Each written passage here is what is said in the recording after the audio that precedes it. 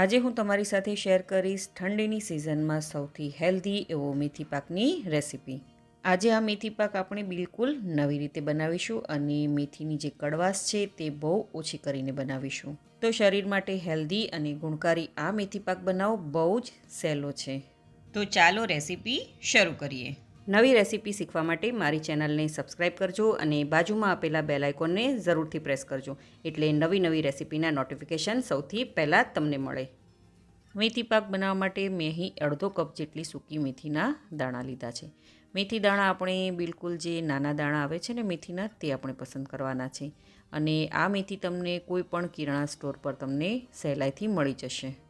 હવે મેથીને આપણે મિક્સર જારમાં એડ કરી દઈશું. હવે મિક્સર જારનું ઢાંકણ બંધ કરીને મેથી દાણાને આપણે કરકરા પીસી લેવાના છે. તો તમે જોઈ શકો છો કે મેથી દાણાનો મેં કરકરો પાવડર બનાવીને રેડી કરી લીધો છે. તો આવી રીતે મેથી દાણાનો કરકરા પાવડરનું ટેક્સચર આપણે જોઈએ. હવે એક આપણે મિક્સિંગ બાઉલ લઈશું અને આ બધો જ પાવડર તેમાં કાઢી લઈશું. હવે મેં અહીં 1 કપ જેટલું દૂધ લીધું છે, તે આપણે તે પાવડરમાં એડ કરી દઈશું અને તેને સારી રીતે આપણે મિક્સ કરી દઈશું. મેથીના પાવડરમાં આવી રીતે દૂધ એડ કરવાથી 70% જેટલી તેની કડવાશ છે તે નીકળી જાય છે. અહીં મેથીનો પાવડર કરીને જ તમારે દૂધ એડ કરવાનું છે, નહીંતર આખા મેથીના દાણામાં તમે દૂધ એડ કરશો અને તેને પલાળશો તો તે ચીકણી થઈ જશે.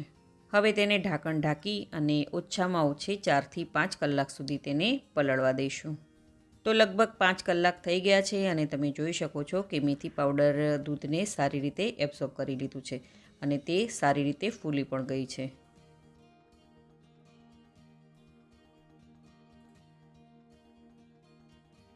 હવે મીડિયમ ગેસની ફ્લેમ પર આપણે કઢાઈ રાખીશું અને તેમાં 2 ટેબલસ્પૂન જેટલું ઘી એડ કરીશું. ઘી ગરમ થઈ જાય એટલે તેમાં પલાળેલી મેથી આપણે એડ કરી દઈશું.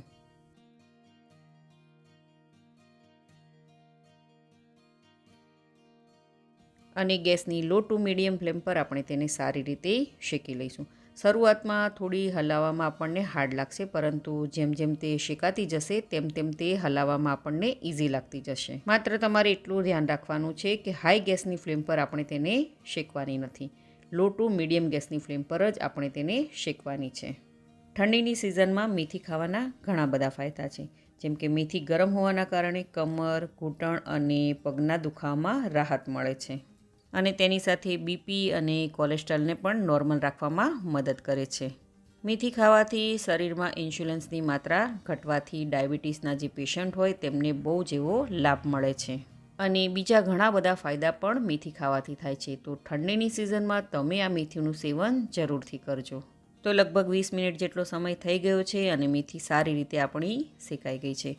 હવે આપણે તેને એક મોટા વાસણમાં કાઢી લઈશું.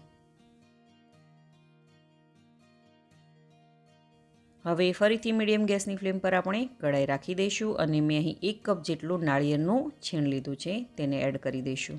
હવે ગેસની ફ્લેમ આપણે લો પર કરી દઈશું અને હલકો એવો તેને આપણે શેકી લઈશું. અહીં તમે સૂકા નાળિયેરને ખમણીને પણ એડ કરી શકો છો, પરંતુ તમારે એ વાતનું ધ્યાન રાખવાનું છે કે નાળિયેરને આપણે વધારે શેકવાનું નથી. બસ તેમાંથી થોડી એવી હલકી હલકી ખુશ્બુ એટલે કે સુગંધ આવવા લાગે ત્યાં સુધી જ આપણે નાળિયેરના છીણને શેકવાનું છે. આ નાળિયેરના છીણને શેકતી વખતે આપણે ઘી કે તેલ એડ કરવાનું નથી. તો લગભગ 3 થી 4 મિનિટ જેટલો સમય થઈ ગયો છે અને નાળિયેરનું છીણ પણ આપણું સારી રીતે શેકાઈ ગયું છે.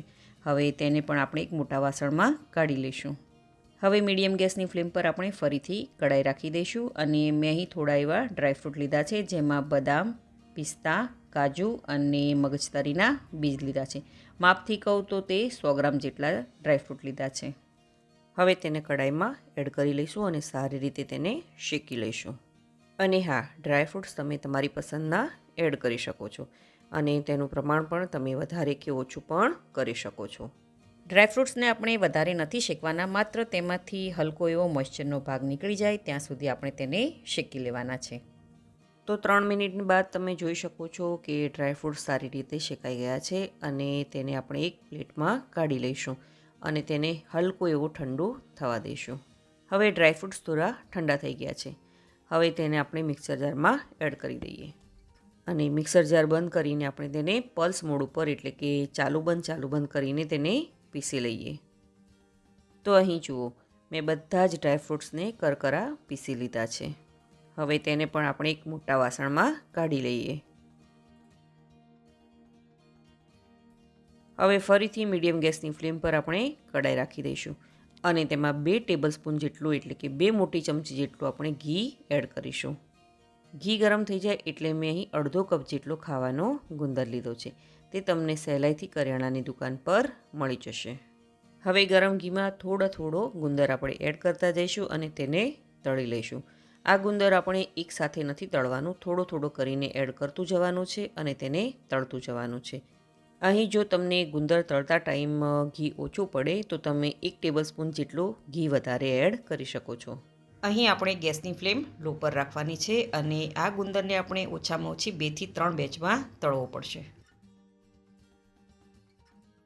તો આવી રીતે આપણે બધા જ ગુંદરને તળીને તૈયાર કરી લેવાનો છે.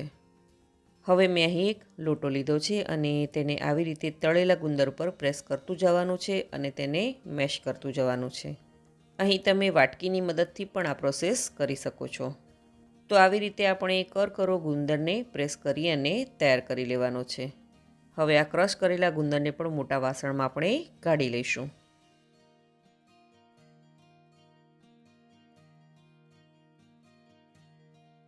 હવે તે જ કઢાઈમાં આપણે 1 ટેબલસ્પૂન ઘી એડ કરીશું અને ગેસની ફ્લેમ મીડિયમ પર રાખીશું.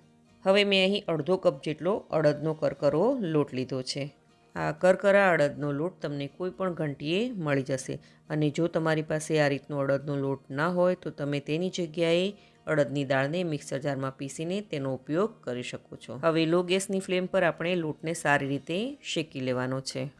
શરૂઆતમાં લોટ છે તે બધું જ ઘી એબ્ઝોર્બ કરી લેશે, પરંતુ જેમ જેમ લોટ શેકાતો જશે તેમ તેમ આપણને હલાવવામાં તે ઇઝી થતો જશે અને ઘી પણ છોડવા લાગશે. લોટનો કલર હલકો એવો બદલાઈ જાય ત્યાં સુધી આપણે તેને શેકી લેવાનો છે. તો લગભગ 5 થી 6 મિનિટ જેટલો સમય થઈ ગયો છે અને લોટ પણ સારી રીતે શેકાઈ ગયો છે. હવે આપણે તેને મોટા વાસણમાં કાઢી લઈએ. હવે તે જ કઢાઈમાં આપણે 3 ટેબલસ્પૂન જેટલું ઘી એડ કરીશું. ઘી ગરમ થઈ જાય એટલે મેં અહીં અડધો કપ જેટલો કરકરો ચણાનો લોટ લીધો છે. આ ચણાનો કરકરો લોટ પણ તમને ઘંટી પર સહેલાઈથી મળી જશે અને જો તમને આ લોટ ન મળે તો તમે ચણાની દાળને મિક્સર જારમાં પીસી અને તેનો ઉપયોગ કરી શકો છો. હવે આ લોટને પણ લો ટુ મીડિયમ ગેસની ફ્લેમ પર સારી રીતે શેકી લઈશું. જ્યાં સુધી ચણાના લોટનો કલર ચેન્જ ના થઈ જાય અને તેમાંથી સારી એવી સુગંધ ના આવવા લાગે ત્યાં સુધી આપણે લોટને શેકવાનો છે. તો લગભગ 5 મિનિટ જેટલો સમય થઈ ગયો છે અને ચણાનો લોટ પણ સારી રીતે શેકાઈ ગયો છે. હવે તેને પણ આપણે એક મોટા વાસણમાં કાઢી લઈએ.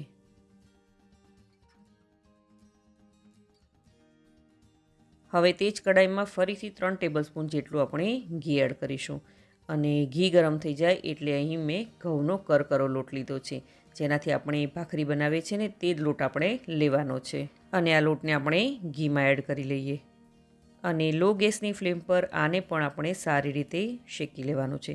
ઘઉંના લોટને શેકાવામાં થોડો સમય વધારે લાગે છે. અહીં આ ઘઉંનો લોટ આપણે જેમ સુખડી બનાવીએ છીએ ને તેવી જ રીતે આપણે તેને તૈયાર કરી લેવાનો છે. તો લગભગ 10 મિનિટ જેટલો સમય થઈ ગયો છે અને ઘઉંના લોટમાં સારી એવી સુગંધ પણ આવવા લાગી છે અને તે સારી રીતે શેકાઈ પણ ગયો છે. હવે આ લોટને પણ આપણે મોટા વાસણમાં કાઢી લઈએ. હવે મેં અહીં 1 મોટી ચમચી જેટલા ખસખસ લીધા છે. તેને આપણે એડ કરી દઈએ અને આ બધી જ વસ્તુને આપણે સારી રીતે મિક્સ કરી લઈએ. અહીં તમને જો ઇલાયચીનો પાવડર અને જાયફળના પાવડરનો ટેસ્ટ પસંદ હોય તો તમે તેને પણ આમાં એડ કરી શકો છો. તમે આ રેસીપી કઈ સિટી, કયું સ્ટેટ અને કઈ કન્ટ્રીમાંથી જોઈ રહ્યા છો મને કમેન્ટ કરીને જરૂરથી જણાવજો. તો બધી જ વસ્તુ સારી રીતે મિક્સ થઈ ગઈ છે. હવે આપણે નેક્સ્ટ પ્રોસેસમાં જઈએ. હવે મેં અહીં જાડા તળિયાવાળી કઢાઈ લીધી છે. હવે તેમાં આપણે 1 કપ જેટલું ઘી એડ કરીશું. અહીં તમારે એ વાતનું ખાસ ધ્યાન રાખવાનું છે કે કઢાઈ આપણે જાડા તળિયાવાળી લેવાની છે. હવે મેં અહીં 400 ગ્રામ જેટલો ઝીણો સુધારેલો ગોળ લીધો છે. તેને આપણે એડ કરી દઈશું. અહીં તમે દેશી ગોળનો પણ ઉપયોગ કરી શકો છો. ગોળને આવી રીતે ઝીણો સુધારીને તમે એડ કરશો તો તે ફટાફટથી ઓગળી જશે. હવે મીડિયમ ગેસની ફ્લેમ પર ગોળને આપણે સારી રીતે ઓગાળી લેવાનો છે. ગોળને માત્ર આપણે ઓગાળવાનો જ છે, વધારે પકવવાનો નથી, નહીંતર મેથી પાક છે તે ચિંગમ જેવો બની જશે. અને હા, ગળ પણ તમે તમારા ટેસ્ટના હિસાબથી ઓછું કે વધારે કરી શકો છો. તો તમે જોઈ શકો છો કે ગોળ સારી રીતે મેલ્ટ થઈ ગયો છે. હવે આપણે ગેસને બંધ કરી દઈશું. અને હવે મેં અહીં 4 ટેબલસ્પૂન જેટલો સૂંઠનો પાવડર લીધો છે, તેને આપણે એડ કરી દઈશું. તેની સાથે 4 ટેબલસ્પૂન 32 કાટલું એટલે કે વસાણાનો પાવડર જે આવે છે તે એડ કરી દઈશું. તેની સાથે આપણે 1 ટેબલસ્પૂન જેટલો ગંઠોડાનો પાવડર એડ કરીશું. અને આ બધી જ વસ્તુને સારી રીતે ગોળમાં મિક્સ કરી દઈશું. આ 32 કાટલું તમને કોઈ પણ કરિયાણાની સ્ટોર પર સહેલાઈથી મળી જશે. અને જો તમને ન મળે તો ગંઠોડાનો પાવડર છે તે તમે 4 ટેબલસ્પૂન નાખજો. તો બધી જ વસ્તુ ગોળમાં સારી રીતે મિક્સ થઈ ગઈ છે. હવે આપણે જે મેથી પાકનું મિશ્રણ બનાવીને રેડી કરીને રાખ્યું હતું તે આમાં થોડું થોડું એડ કરતા જઈશું. અને આ બધી જ વસ્તુને આપણે સારી રીતે મિક્સ કરતા જઈશું. અહીં ગેસની ફ્લેમ આપણે બંધ જ રાખવાની છે, નહીંતર ગોળ છે તે વધારે પડતો પાકી જશે અને તમારો મેથી પાક બરાબર નહીં બને. અહીં જુઓ તો બધી જ વસ્તુ સારી રીતે મિક્સ થઈ ગઈ છે. હવે આપણે તેને ટ્રેમાં ટ્રાન્સફર કરી લઈએ.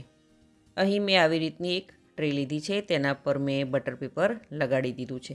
અહીં તમે નોર્મલ થાળીને ઘીથી ગ્રીસ કરીને પણ તૈયાર કરી શકો છો. હવે આ તૈયાર થયેલા મેથી પાકના મિશ્રણને આપણે ટ્રેમાં એડ કરી દઈશું અને ધીમે ધીમે આ રીતે તેને ફેલાવતા જઈશું. આ મેથી પાકને આવી રીતે ટ્રેમાં સારી રીતે ફેલાવી અને તેને સારી રીતે આપણે સેટ કરી લઈશું. હવે મેથી પાકને આપણે થોડો ગાર્નિશ કરી લઈએ.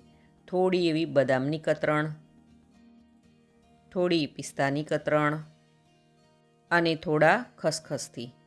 હવે આ મેથી પાકને ઓછામાં ઓછા 4 થી 5 કલાક સુધી તેને ઠંડો થવા દઈશું. ત્યારબાદ જ આપણે તેના પીસ કટ કરીશું. તો 5 કલાક જેટલો સમય થઈ ગયો છે અને મેથી પાક આપણો સારી રીતે સેટ થઈ ગયો છે. હવે તેને આપણે ડીમોલ્ડ કરી લઈએ. હવે મેથી પાકને ડીમોલ્ડ કર્યા બાદ તેને આપણે મોટા અથવા તો નાના પીસીસમાં કટ કરી લઈએ. અહીં તમારે લાડવા બનાવવા હોય તો આના નાના નાના તમે લાડવા પણ બનાવી શકો છો. તો ઘરમાં રહેલા નાનાથી લઈને મોટા બધાને પસંદ આવે એવો એકદમ નવી રીતે આપણે મેથીની કડવાશ દૂર કરીને પરફેક્ટ માપ સાથે આ મેથી પાક ઘરે બનાવવો એકદમ સહેલો છે. આ ઠંડીની સિઝનમાં તમે આ મેથી પાકની રેસીપી એકવાર જરૂરથી ટ્રાય કરજો. તો છે નહીં બનાવો એકદમ સહેલો મેથી પાક. જો તમને મારી આજની આ રેસીપી ગમી હોય તો વિડીયોને લાઇક કરજો અને વધારેમાં વધારે શેર કરજો અને મારી ચેનલને જરૂરથી સબસ્ક્રાઈબ કરજો. તો ફરી મળીએ એક નવી રેસીપી સાથે.